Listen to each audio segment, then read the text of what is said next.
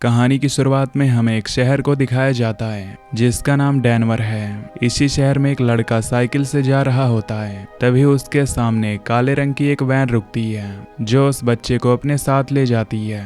दरअसल इस शहर में मास्क वाला एक सीरियल किलर है जो बच्चों को अगवा करके अपने साथ ले जाता है। इसी शहर के घर में फिनी और उसकी बहन ग्वेन को दिखाया जाता है जो अपने पिता के साथ रहती है। उनके पिता का बिहेवियर उनके साथ बिल्कुल भी अच्छा नहीं होता क्योंकि वो बहुत ज्यादा ड्रिंक करते हैं। फिनी और ग्वेन की मॉम अब इस दुनिया में नहीं है। साथ ही फिनी जब स्कूल जाता है तो वहाँ पर उसे कुछ बच्चे हमेशा परेशान करते हैं। फिनी उनका मुकाबला नहीं कर पाता, पर तभी वहाँ पर उसी की क्लास का एक लड़का आता है जिसका नाम रॉबिन है। वो उन लड़कों से कहता है कि आज के बाद तुम इसे कभी परेशान नहीं करोगे। रॉबिन से सब डरते हैं, इसीलिए वो लड़के वहाँ से चले जाते हैं। रॉबिन कहता है कि मेरी मैथ बिल्कुल भी अच्छी नहीं है, क्या तुम मुझे स्कूल के बाद मैथ पढ़ा सकते हो? फिनी कहता है कि हाँ, मैं ऐसा जरूर करूंगा। और अब ये दोनों बहुत अच्छे दोस्त बन जाते हैं। वहीं स्कूल में अब दो डिटेक्टिव्स आते हैं। इस कहानी की शुरुआत में ग्रैबर ने जिस बच्चे को किडनैप किया था वो उसी स्कूल में पढ़ता है और वो दोनों डिटेक्टिव फिनी की बहन ग्वेन को अपने पास बुलाते हैं। वो उससे पूछते हैं कि तुम्हें कैसे पता चला कि ग्रैबर जो कि किडनैपर है उसके पास ब्लैक कलर के बलून्स थे। दरअसल जिस बच्चे को ग्रैबर ने किडनैप किया है उसकी बहन ग्वेन की क्लास में पढ़ती है और ग्वेन ने बताया था कि किडनैपर के पास ब्लैक कलर के बलून्स थे।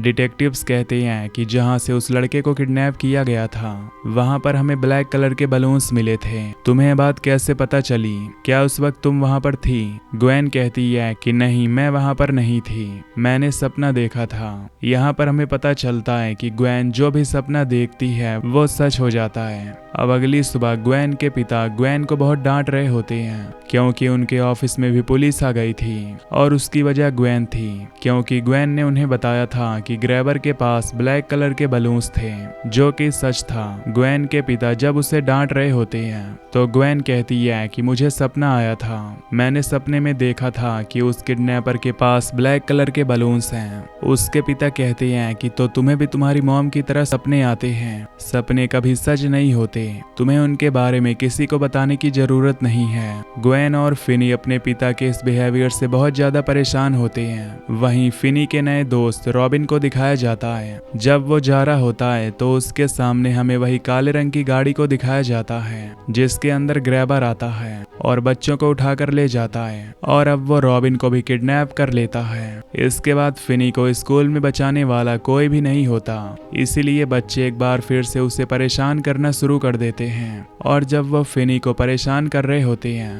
तभी वहां पर ग्वेन आ जाती है। ग्वेन उन बच्चों का सामना करती है और अपने भाई को बचा लेती है। स्कूल खत्म होने के बाद ग्वेन अपने भाई फिनी से कहती है कि तुम घर जाओ, मैं अपने दोस्त के घर जा रही हूँ, आज रात को मैं वहीं रुकूंगी। फिनी अकेला ही घर की तरफ निकल पड़ता है, पर तभी वो सामने देखता है कि एक काले रंग की गाड़ी है जहाँ पर एक आदमी है। ये और कोई नहीं बल्कि ग्रैबर है जो बच्चों को किडनैप करता है। वो नीचे से अपना कुछ सामान उठा रहा होता है और वो फिनी से मदद मांगता है और जब फिनी उसका सामान उठाकर उसकी गाड़ी के पीछे डालने वाला होता है तो ग्रैबर गाड़ी के अंदर से बहुत सारे ब्लैक बलून्स निकाल कर फिनी को गाड़ी के अंदर बंद कर देता है। फिनी बेहोश हो जाता है और जब उसे होश आता है तो वो एक अंधेरे कमरे में होता है। ये कमरा पूरी तरह से साउंड प्रूफ है, जिसका मतलब कि यहाँ पर चीखने चिल्लाने का कोई फायदा नहीं है, यहाँ से कोई आवाज बाहर नहीं जाती। और तभी फिनी के सामने ग्रैबर आता है जिसने एक बहुत ही भयानक मास्क पहना होता है। वो फिनी से कहता है कि तुम्हें डरने की जरूरत नहीं है, मैं तुम्हें नहीं मारूंगा,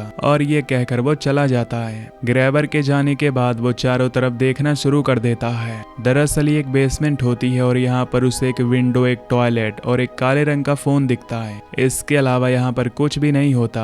फिनी फोन उठाकर चेक करता है लेकिन वो डेड होता है। फिनी भी यहाँ पर परेशान है, उसे नहीं पता कि वो यहाँ से कैसे निकलेगा और जब वो वहाँ पर लेटा होता है तभी फोन की घंटी बजती है जिसे सुनकर फिनी हैरान हो जाता है और फोन के पास जाता है, पर इससे पहले कि वो फोन उठाता फोन की घंटी बंद हो जाती है। यहाँ पर ग्रैबर भी आ जाता है। वो कहता है कि फोन काम नहीं करता।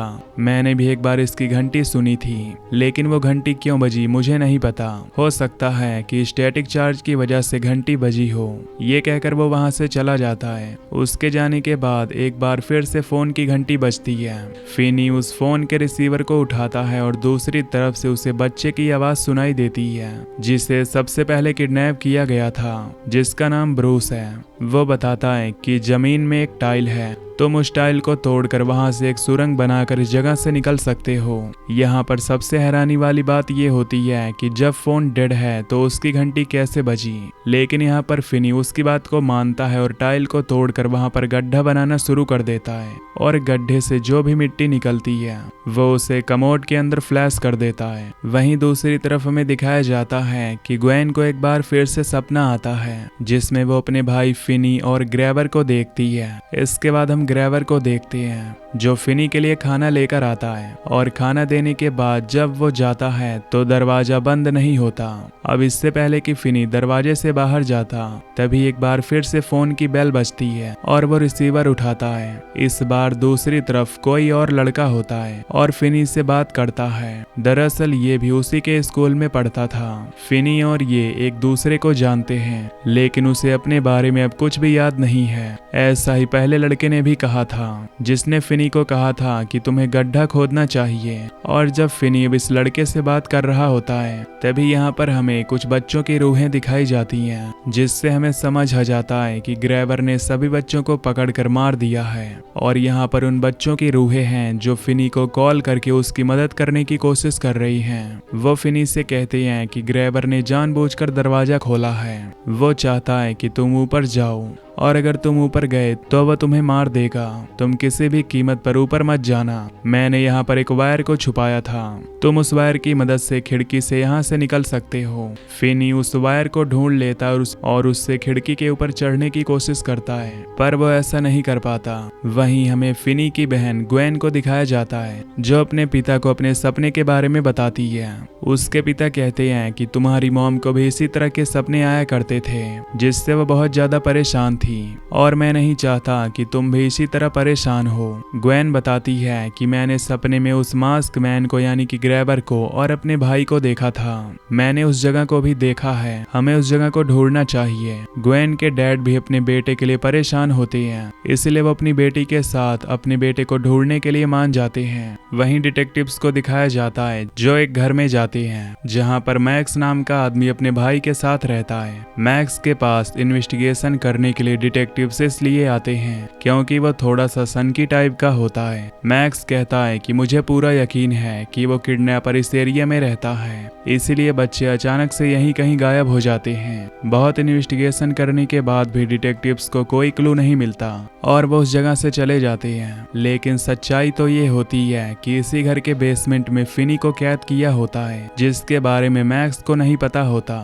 मैक्स का जो भाई है वही ग्रेवर है, और इस बारे में मैक्स को कोई भी अंदाजा नहीं है। ग्रेवर फिनी के लिए खाना लेकर जाता है और उसे कहता है कि तुमने मुझे अपना नाम बताया तो मैं तुम्हें यहाँ से जाने दूंगा। फिनी उसे अपना नाम गलत बताता है, जिससे ग्रेवर को गुस्सा आता है। ग्रेवर उसके सामने न्यूज़पेपर फेंकता है, जिसमें फिनी के गायब होने की, उसके अगवा होने की खबर छपी होती है। अब ग्रेवर वहां से चला जाता है, जिसके बाद यहाँ पर एक बच्चे की आत्मा दिखती है, और तभी एक बार फिर से फोन रिंग होता है, और जब वो फोन को उठाता है तो वो आत्मा फोन के जरिए उसे बताती है कि ग्रेवर ने तुम्हें अभी तक इसलिए नहीं मारा क्योंकि तुमने उसकी गेम नहीं खेली। वो तुम्हारे साथ एक गेम खेल रहा है। अगर तुमने उसके साथ उस गेम को खेला होता तो अब तक वो तुम्हें मार चुका होता। अगर तुम यहाँ से निकलना चाहते हो तो यही सही वक्त है, क्योंकि इस वक्त ग्रेवर सो रहा है। ऊपर दरवाजे पर जो उसने लॉक लगाया है उसका पासवर्ड मेरी साइकिल की लॉक का पासवर्ड है, जिसे मैंने दीवार पर लिखा हुआ है। फिनी जब देखता है तो वहाँ पर पासवर्ड लिखा होता है और फिनी धीरे धीरे ऊपर जाने लगता है। लेकिन यहाँ पर ग्रेवर का जो डॉग होता है वो भौंकना शुरू कर देता है, जिससे ग्रेवर उठ जाता है। हालांकि फिनी घर के बाहर निकल जाता है और भागने लगता है, लेकिन ग्रेवर उसे पकड़कर एक बार फिर से वापस बेसमेंट में ले आता है। यानी फिनी एक बार फिर से ग्रेवर की कैद में है। अब यहाँ पर फोन बजता है और जब वो फोन उठाता है तो यहाँ पर एक दूसरा लड़का उससे बात करता है, जो कभी उसे स्कूल में परेशान परेशान किया करता था। तभी हमें दिखाया जाता है कि वहीं पर उसके अपोजिट तरफ उस लड़के की आत्मा बैठी होती है, जो फिनी को फोन के जरिए बताता है कि अगर तुम एक दिन में यहाँ से नहीं निकले तो वह तुम्हें मार देगा और अब तुम्हारे पास यहाँ से निकलने का एक ही रास्ता है, तुम्हें दीवार को तोड़कर दूसरी तरफ जाना होगा जहाँ पर एक बहुत बड़ा फ्रीजर है। उस फ्रीजर के जरिए तुम यहाँ से भाग सकते हो। फिनी ऐसा ही करता है, वो दीवार को तोड़कर दूसरी तरफ जाता है जहाँ पर एक बहुत बड़ा फ्रीजर होता है, लेकिन फ्रीजर में लॉक लगा होता है। फिनी अब अपनी हर एक कोशिश से पूरी तरह टूट चुका है। उसे लगता है कि ग्रैबर अब उसे जल्द ही मार देगा, पर एक बार फिर से फोन की घंटी बजती है और जब फिनी फोन के रिसीवर को उठाता है तो दूसरी तरफ से रॉबिन की आवाज आती है। रॉबिन वही लड़का होता है जो स्कूल में उसे दूसरे बच्चों से बचाया करता था। यहाँ पर हमें रॉबिन की आत्मा को भी दिखाया जाता है। रॉबिन की आत्मा उसे कहती है कि तुम्हें हिम्मत नहीं हारनी, तुम्हें लड़ना होगा। इस फोन के रिसीवर के अंदर तुम मिट्टी भर दो जिससे भारी हो जाए और उसे तुम हथियार की तरह यूज करके दरवाजे को यानी कि फ्रीजर के लॉक को तोड़ सकते हो। वहीं फिनी की बहन ग्वेन, जिसने सपने में ग्रैबर के घर को देख लिया होता है और अब वो अपनी साइकिल से ग्रैबर के घर को शहर में ढूंढना शुरू कर देती है, पर तभी उसके सामने उन 5 बच्चों की आत्माएं आ जाती हैं जिन बच्चों को ग्रैबर ने मार दिया है। ग्वेन उनकी आत्माओं को देखकर गिर जाती है और तभी उसकी नजर सामने वाले घर के नंबर पर जाती है। ये वही घर होता है जिसे उसने अपने सपने में देखा था, इसलिए जल्दी से वहां से आकर वो डिटेक्टिव्स को उसके बारे में बता देती है।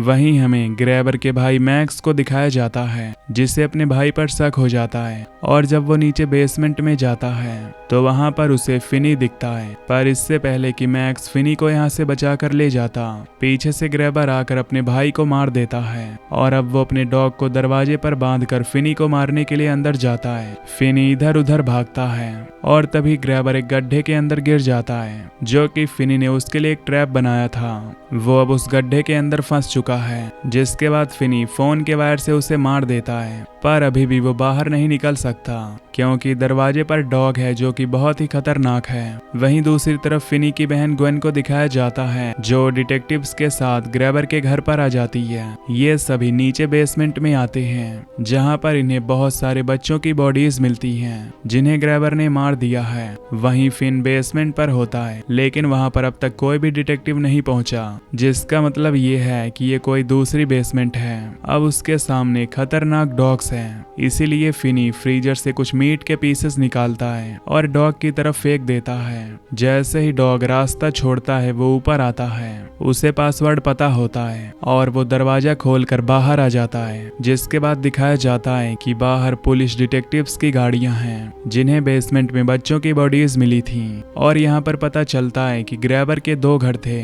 जो कि आमने सामने थे। एक घर में वो बच्चों को किडनैप करके रखता था और दूसरे घर के बेसमेंट में वो बच्चों की बॉडीज को दफनाता था। और अब पूरे राज का पर्दाफाश हो चुका है।